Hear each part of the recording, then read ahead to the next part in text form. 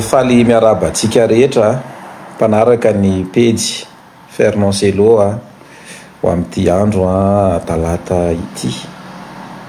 Faly be tafahoana aminareo indray faly be iresaka aminareo ato anatin'ity direct zao maraina zao ty. Faly volana tsy niresaka, faly volana tsy mifankahita taminareo de faly be. Itafafoifoy aminareo za androany nisafidy manokana hoe aleo mba iresaka be de be no miantso hatramin'ny ny commentaire nareo koa atao amin'ny page efa be de be de raha tsy aro voavaly daholo reo commentaire be de be reo de aleo eto zany tsika no mitafa foifoy satria androany keo misy ny tolom-bahoaka zany eny amin'ny 13 mai eny de ataotsika foifoy izay tafatafa iarahantsika eto izay. Eto aloha zany de manao fisaorana ho an'ireo zay nanampy teo amin'ny oenti-manana nandritra an'izay faly volana mahery nitazomana ny tenako amponja izay. Misy ny tena namana, misy ny atao hoe namanamana, ary rehefa nanomboka hoe tao anatin'ny fahasairanana de na ny antso azy ara de tsy retsony, tsy maninona zany eto dia miondrika ampanajana manoloana an'ireo na zay namoy ny ainy tamin'ity tolona zay tanterahana moa zany tanterahany génération Z,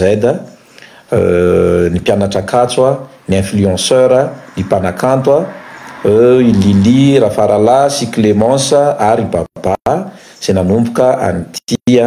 tolona zay mandeha moa zany amin'izao fotoana zao ary nampindry zareo tafika avy eo anivon'ny Kapsat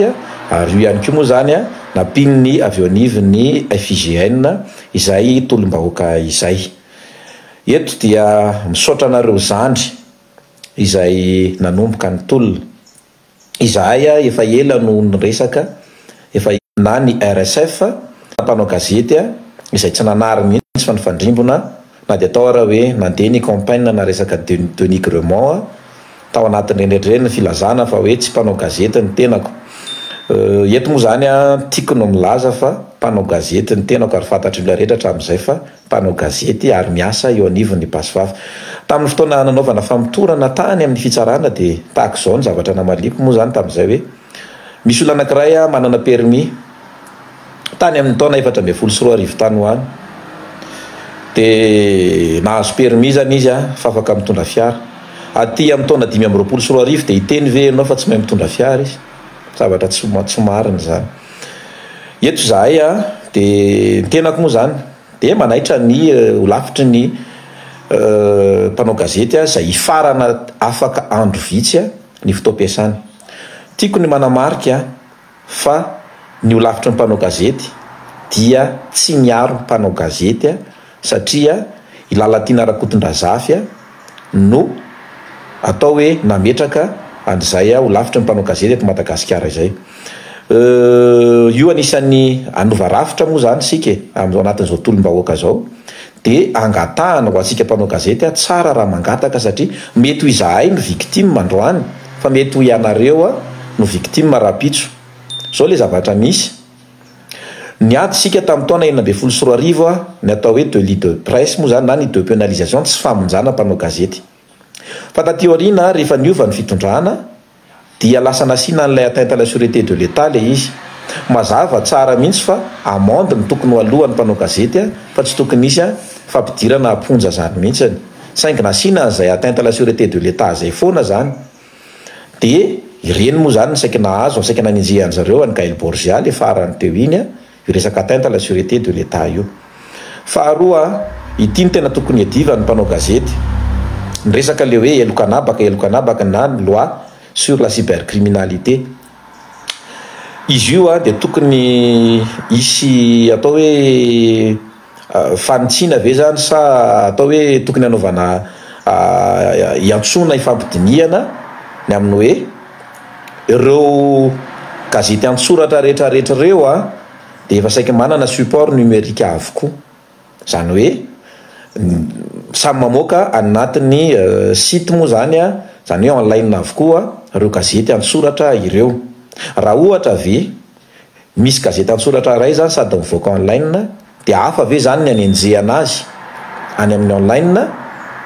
satria ny zavatra nysoratany tary amin'ny gazety antsoratra ihany no mibataina dia nalefa misy nireo lahe zany dia mamoaka any amin'ny ataontsika na any amin'ny tambazotra arany. Zava-misy io dia anisany nenjehany filohan'ny lavitry ny mpanao gazety foana le hoe elokanabaka ny rehetra nefa dia fantatra fa samy efa miantsehatra ao anatiny zany atao hoe samy mampiasa n'ilay support numérique le resahako teo dia maninona no tokony fandrimbona ny mpanao gazety zany ametraka an'izay hoe tsy tokony ho enjehana intsony amina resaka hoe rehefa online lay gazety dia inona ny enjehana azy fa miresaka cybercriminalité. Ny anohizako azy dia ny hoe azavaiko foy aminareo zany hoe fa naninona no tahaka ireny ny fihetsiky ny olavitra ny mpanao gazety izay tsy niaro mpanao gazety mihitsy satria izao le zava-misy novainy lalatiana rakotondrazafy ilay lalàna mifeny serasera zany hoe nataony amin'ny mamety azy dia ny fifidianana ho lavitry ny mpanao gazety ny caution nataony nidangana be, dia rehefa nidangana be ny caution dia tsisy afaka milatsaka dia candidat tokana izay candidat andry zareo no nalefa dia nailika ny hafa izay faniliana ny hafa izay no nanenjehana ny hafa hoe tsy mpanao gazety rehefa nosamborona. Zay zany le zava-misy ny tiana ho tenenina ao anatin'ilay izy hifarana afaka andro vitsy ny fotoam-piasany ny lavitry ny mpanao gazety tsara angamba raha mifoha amin'ny torimaso isika mpanao gazety satria niainga tany amin'ny fahalalahana maneho hevitra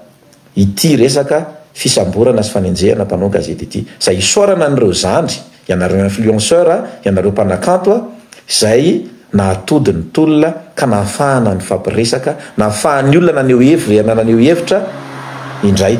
Raha tsy teo ianareo dia tsy nisy ny fahafahanay raha tsy teo ianareo dia mino izahay fa tsy nisy ny fandraisana andraikitra nataony ny filoha izay tsy eto an-toerana intsony ny amin'ny famoahana anay. Ny tiana ho tenenina ny teny moa zany ny filoha hoe misy ny nogadraina tsy araky ny rariny ny fantaniana fotsiny dia hoe tena hoe engany mba tsy hisy intsony ny fanimbana fiainan'olona mampalahelo mijery ny rahalahy iray izay nopotehana tanteraka ny fiainany asa mba atao hoe manahoana ny feon'ny fieritreretan'ny olona izay nanao an'ireny mampalahelo hoe izay le Madagasikara anangana Madagasikara vaovao isika rahampitso dia mitodika aminareo izay manao ny tolom-bahoaka amin'izao fotoana izao engany mba tena ho tody tokoa ilay hoe fanovandravitra fa tsy hoe ho resahana fotsiny ka sanatrika hiverina indray ny krizy afaka 7 taona na afaka 5 taona fa dia mba ho tonga amin'ny tanjona irina ny tolona izay natomboka nareo zandry ianareo influenceur ianareo mpanakanto ny mpianatry ny université rehetra manerana ny Madagasikara. Eto ihany koa ny tenako dia misaotra manokana ny tafika izay nahatsapa fa hoe tsy rary ny zavatra nitranga ka niditra nanampy ny tolom-bahoaka.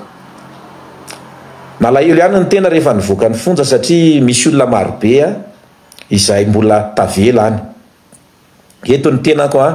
dia miantso ny amin'ny amotsorana ireny gadra politika mbola tavela any amin'ny fonja manerana Madagasikara ireny. Ny fanirinay dia mba niara nivoaka niaraka taminay izy ireny omaly sangindrisy moa zany izahay no nialolalana irarina mba hivoahan'izy ireny. Misy amin'izy ireny mpitandro filaminana izay sady misy ny polisy misy ny miaramila misy ny zandary namoronana dossier tsotro zao dia nampidirina ponja nitazomina ponja ka eto dia manao antsoavo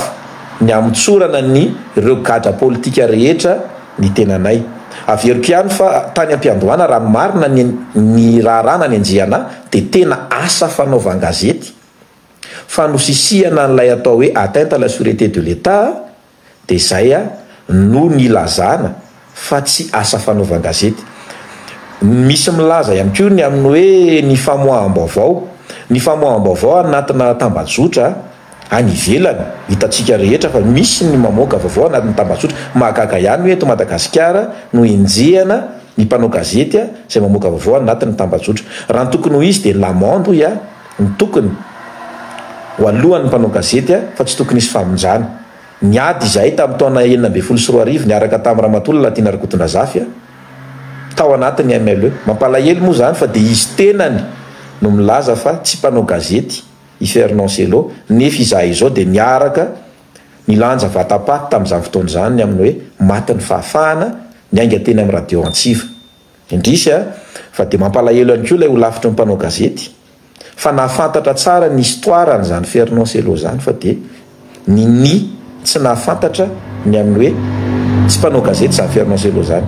Lalatina Rakotondrazafy sy Maradona ministra ny serasera teo aloha ny tena tao ambadiky ny fanenjehana ny tena koa dia ibomba izay nanenjika moa zany tamin'ireny fotoana ireny tsy teny zavatra betsaka ny tenako fa misaotra betsaka anareo zandry ny génération Z sy anareo rehetra nanomboka ny tolom-bahoaka fa tsy tafavoaka izahay mbola tany izahay raha tsy nisy an'ireny hetsika nataonareo reny makasitraka ihany koa ny vahoaka ny Bongolava ny tenako dia avy ao Tsiorymandidy misaotra anareo vahoaka ny Bongolava izay nangataka ny amoahana nangataka ny amtsorana any Fernand Sello ho avy eny amin'ny toerana anaovana ny tolom-bahoaka ny tenako ary iresaka aminareo ihany koa ampita ny afatra avy any amin'ireo kadra politika izay mbola tavela any amponja amin'izao fotoana izao mangataka eto ny tenako dia mangataka ho mba ho avototra tsy misy fepetra ireny kadra politika ireny misy amin'izy ireny nanao fanambarana fotsiny androany dia nosamborina ny apitso eto ihany koa dia mampita afatra ny tenako ho an'ny commande ny gendarmerie vaovao izay vao avy nanao fanondram-pahefana ny avy eo anivony FIGN engany tompoko mba tsy hisy intsony ireny herisetra atao ireny satria ny tenako izao dia niaran'ny herisetra nandritra ny fotoana ny samborana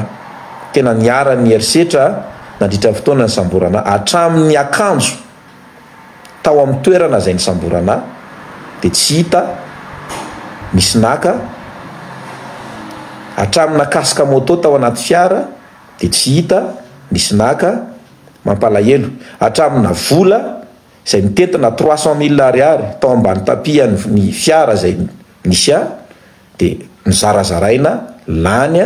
zany ny zavatra nitranga nandritra ny fisamborana ka eto ny tenako zany dia mangataka engany tsy fahavalonareo mpitandro filaminana izahay mpanao gazety fa manao ny asanay amin'ny maha mpanao gazety anay tsy mpifahavalo isika fa mpiara-miasa ka raha misy atao hoe zavatra ilanareo mpanao gazety tsy jiolany mpanao gazety fa andefaso convocation dia eo nareo mahita hoe amaly ve le mpanao gazety fa ny fampiasana herisetra dia engany mba tsy anjaka intsony tsy anjaka intsony eto amin'ity firenena malalatsika ity misaotra be dia be ho anareo diaspora any ivelany eto dia misaotra manokana ho an'ny koto izay nanomboka tany amin'ny fiafenako zaho ankavalina dia tsy namela irery misaotra ihany koa an'ireo solom-bavam-bahoaka namana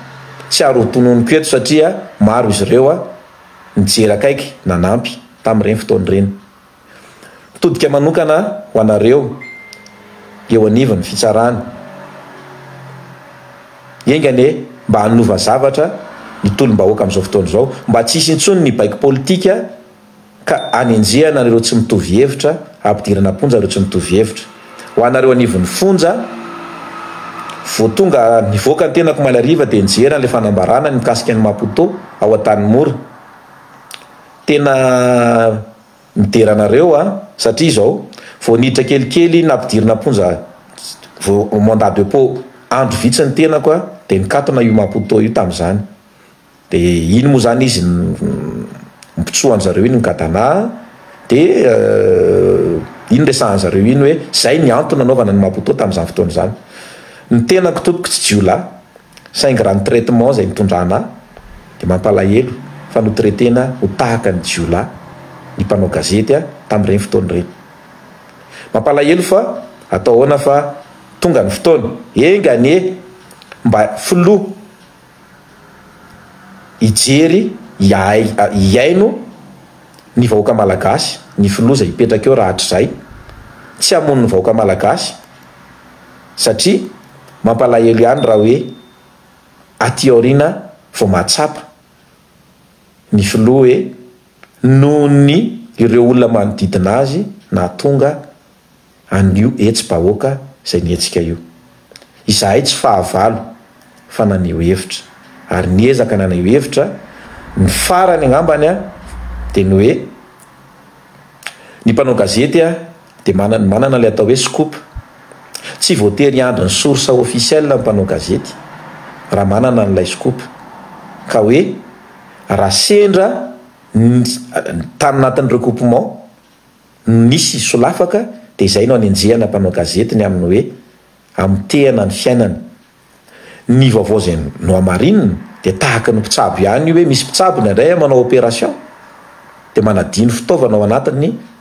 kibon'olombelona de mitahaka an'izay ihany koa mpanao gazety tsy aro lavirary. Zay ny antony nametrahana le code de communication saingy indrisy moa zany ampiloloavina n'ilay atteinte à la sûreté de l'état foana